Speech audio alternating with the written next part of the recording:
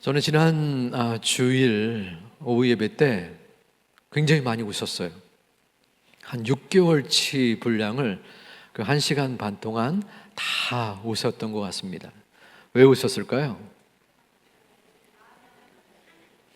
네, 특별 행사가 있었습니다. 오후 예배 후에 전도회의에 찬양 축제가 있었습니다. 2달 정도 남겨놓고 굉장히 열심히들 준비하셨어요. 그래서 한 자리에 모여서 찬양을 통해서 전도회가 하나가 되고 온 교회의 교우들이 하나 되는 듯한 모습을 보면서 마음에 참 감사한 생각이 들었습니다. 물론 찬양하는 모든 성도님들 얼굴은 밝았지만 그 마음과 상황과 환경은 문제도 많았고 어려움도 많으셨을 줄 압니다. 그럼에도 우리가 찬양함으로써 찬양으로 이끌어 주신 하나님, 오늘 특별히 맥주감사 주일인데요, 지난 6개월 동안 나의 눈물과 괴로움과 절망 속에서라도 하나님이 피할 길을 주시고 이끌어 주신 그 하나님께 감사의 충만함을 드릴 수 있는 오늘 이 시간, 그리고 남은 하반기가 되시기를 주님의 이름으로 축원드립니다.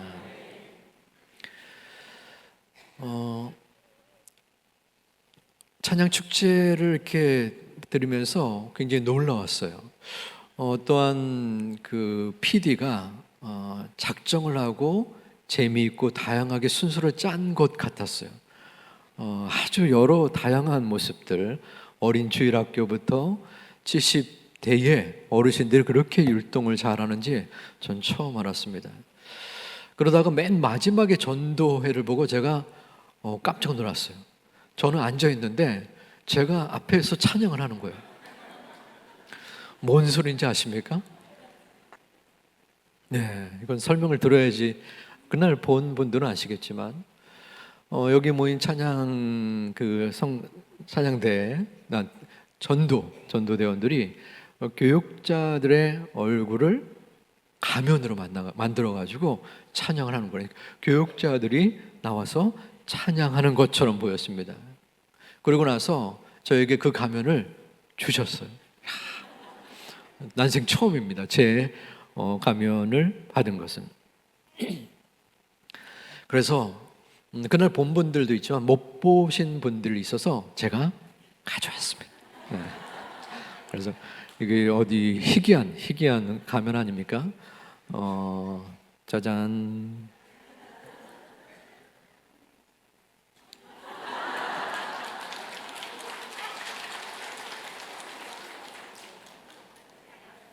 이게 박수 칠 건 아닌데요. 어떻게 저보다 낫습니까? 네. 예, 실물보다 나은 가면 감사합니다. 저만 보이기는 좀 거시기해서 다른 분 뭐 다 보여줄 수는 없고 그 중에 이제 하나를 꼭 집었습니다. 누구 거를 보여줄까요?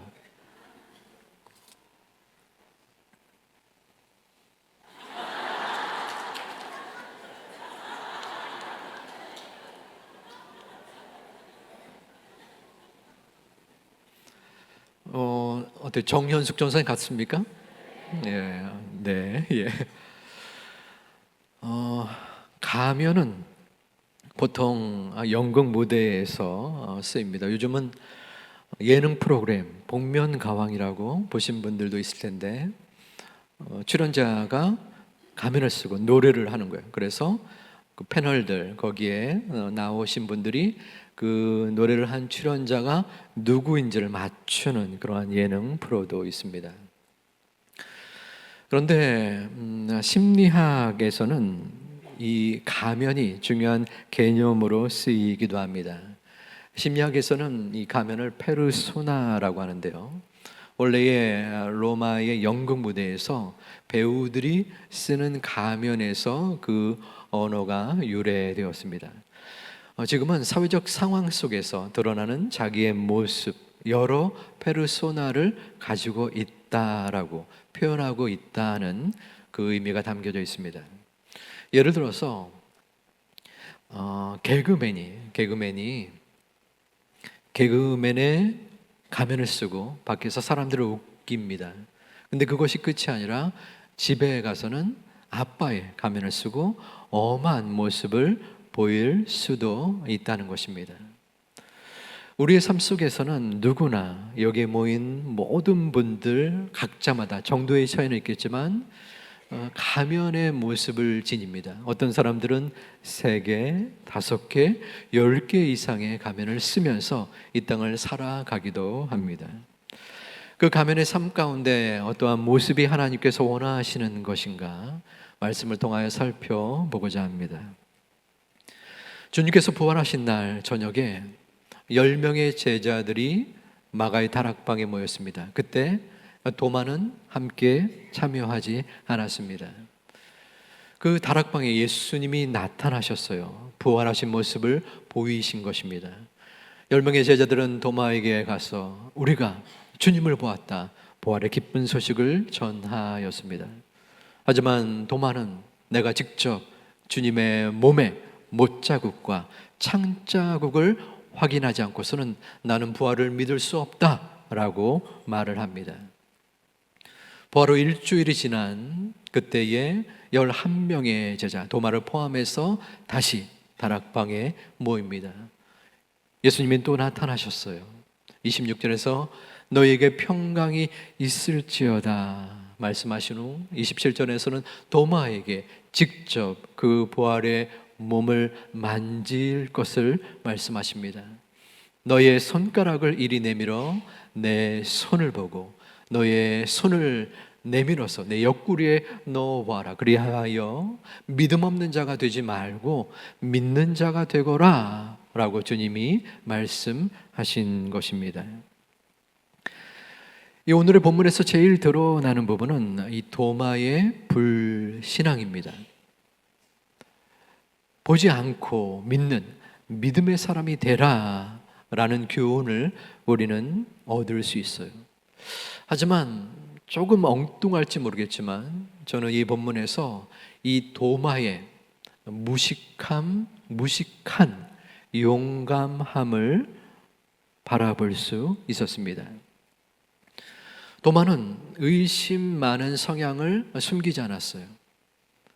야, 너는 왜 이렇게 의심이 많냐? 친구 제자들이 그리고 사람들이 비아냥거리고 공격할지언정 자신이 가지고 있는 그 의심을 그대로 드러낸 것입니다. 즉 가면을 쓰지 아니한 것입니다.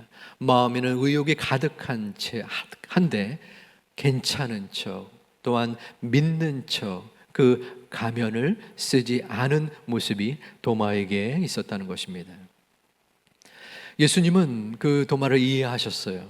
그리고 직접 그 부활의 증거를 경험하게 한 것입니다. 그리하여 그에게 위대한 신앙 고백을 28절에서 드러내게 하셨습니다. 우리 28절 말씀 함께 봉독합니다. 나의 주님이시여 나의 하나님이시니이다. 아멘. 우리는 살아가면서 이 땅에서의 괴로움과 고난을 경험하게 됩니다. 그때 문제가 없는 척, 괜찮은 척, 아무렇지도 않은 척 우리는 가면을 쓰고 살아가곤 합니다. 가면을 쓴다는 것이 결코 나쁜 것은 아닙니다. 어떤 면에서는 나의 감정과 생각을 숨긴 채 이 사회적 역할을 감당할 수 있는 도움이 되기도 합니다. 예를 들어서 내향적인 사람이 있어요. 근데 회사에서 그에게 영업직을 맡깁니다. 어떻게 나 같은 사람이 이 영업을 할 수 있을까? 그러나 회사에서 소위 잘리지 않으려면 그것을 감당해야죠. 가면을 쓰는 겁니다. 그래서 적극적으로 그 역할을 하는 것, 이것이 긍정적인 가면의 특징이기도 합니다. 하지만 부정적인 어려움의 요소가 두 가지 있어요. 첫 번째는 가면의 이중성입니다. 부모의 경우, 어른의 경우 집과 또 교회에서 두 개의 가면의 모습이 있을 수 있습니다. 교회에서는 사람들에게 인자하게 웃으면서 대하고, 또한 예배 시간에 아멘, 아멘 하지만 집에 돌아가서는 배우자에게, 자녀들에게 윽박 지르고 또한 군림하는 모습이 있을 때에 그 두 가지의 가면인 것입니다. 그럴 때 가장 피해를 받는 것은 아무래도 자녀들입니다. 자녀들의 마음속에 부모에 대하여, 어른에 대한 신뢰를 잃게 만들기도 합니다. 그리고 신앙의 반감을 가져다 주기도 합니다. 안타깝게도 이러한 모습은 목회자의 가정에서 더더욱 벌어집니다. 괴로운 일이기도 하지요. 또한 두 번째의 이 가면의 어려움의 문제는 이 사회적 행동의 모습이 너무나 과도할 때, 지속되고 반복될 때 그걸로 인해서 스트레스를 받고 또한 갈등을 겪은 채에 자기 자아를 잃어버리기도 합니다. 조금 전에 긍정적인 모습, 내향적인 사람이 세일즈를 하는 말씀을 드렸잖아요. 어느 정도는 가능한데 그 강도가 계속 주어질 때 그것을 견딜 수 없게 되는 것입니다. 어떠한 순간에 이르러서는 모든 것을 놓아버릴 수도 있는 것입니다. 유명한 심리 전문가 브레네 브라운은 마음 가면이라는 책을 편찬했습니다. 그녀는 여기서 누구에게나 절박함, 그리고 취약성, 수치심, 놀람 등 현대인이 지니고 있는 부정적인 감정이 있다라고 말합니다.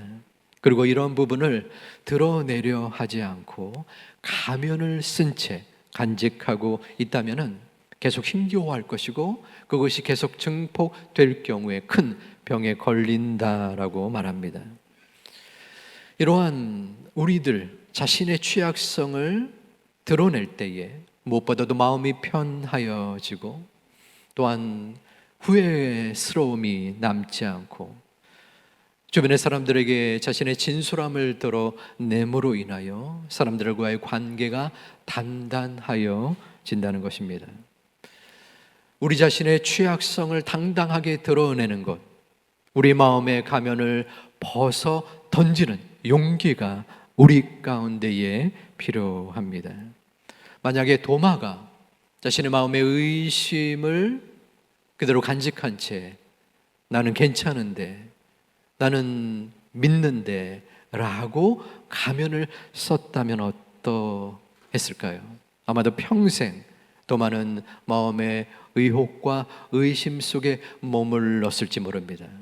그에게서 그 위대한 신앙의 고백, 나의 주님이시오 나의 하나님이다 십니다 라는 이 고백이 결코 탄생할 수 없었을 것입니다. 저 또한 지금까지의 삶 가운데 많은 마음의 가면이 있었습니다. 신학생 때 겉으로는 신학생이었지만 제 마음에 소명에 대한 갈등이 있었고, 하지만 신학생의 가면을 썼었습니다. 그리고 아버지와의 어려운 관계였지만 남들에게 괜찮은 척 모범적인 아들로서의 가면을 쓰기도 했었지요. 하지만 가면은 가면입니다. 그때까지 여전히 제 마음속에는 고민과 혼란에 치유되지 아니했던 감정들이 남아 있었습니다. 여러분은 어떻습니까? 여러분 마음속에는 가면이 얼마나 또한 얼마나 견고하게 자리 잡고 있습니까? 우리는 가면을 어떻게 해야 할까요? 물론 무조건적으로 가면을 벗어 던지라는 말씀은 아닙니다.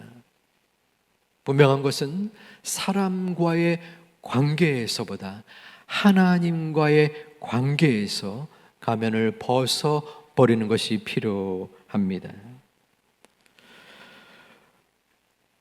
우리 마음속에 가면을 벗어던지는 그 방법, 조금 전에 브라운 박사는 그의 책에서 자기 자신을 가치 있게 여겨야 된다라고 말합니다. 하지만 거기에 저는 동의하지는 않습니다. 물론 우리가 우리 자신을 가치 있게 생각해야죠. 하지만 우리가 우리 자신을 가치 있게 여기는 것이 아니라 우리를 가치 있게 여기는 나의 주님, 나의 하나님을 마음속에 의지하고 믿을 때에 바로 하나님께서 우리를 가치 있게 만들어 주시기 때문입니다. 그 하나님이 우리의 심령 속에 있다라는 것입니다. 저는 저의 마음과 생각을 믿을 수 없습니다. 저의 결심, 저의 능력, 믿음을 저는 의지할 수 없습니다. 제가 믿지 못하는 여러 수많은 것들이 있지만 제가 믿고 의지하는 것 하나가 있습니다. 나는 나를 믿지 못하지만 나보다 나를 더 잘 아시는 하나님, 그분이 나를 믿어주고 가치 있게 생각하시기에 내가 믿는 나의 주님, 나의 하나님이십니다. 여러분들은 그 주님을 하나님으로 믿으십니까? 혹시 나의 하나님이 아니라, 나의 주님이 아니라 우리의 어머님의 하나님, 내 아내의 하나님, 내 자녀의 하나님으로만 존재하고 있지는 않습니까?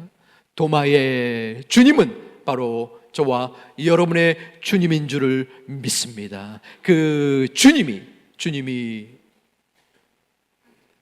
하나님의 아들이신 그 주님이 이 땅에 오셔서 십자가에 못 박혀 죽으시고 다시 살아나셔서 우리를 위하여 이 땅에 오심으로 우리는 새로운 생명, 구원의 백성으로 이끌림 바 된 것입니다. 이제 주님이 우리의 주인인 것입니다. 그분께서 우리를 가치 있게 여기시기에, 우리를 믿고 우리를 인도하시기에 우리는 그 주님 앞에 담대하게 우리의 마음의 가면을 벗어던지고 우리의 마음의 가면을 내려놓고 또한 이끌림 바 되는 것입니다. 그 주님께 우리를 맡기고 의지하는 우리 모두가 되시기를 주님의 이름으로 축원드립니다.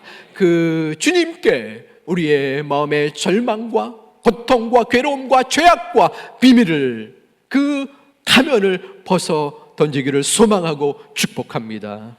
하지만 이 결단은 결코 쉽지 않습니다.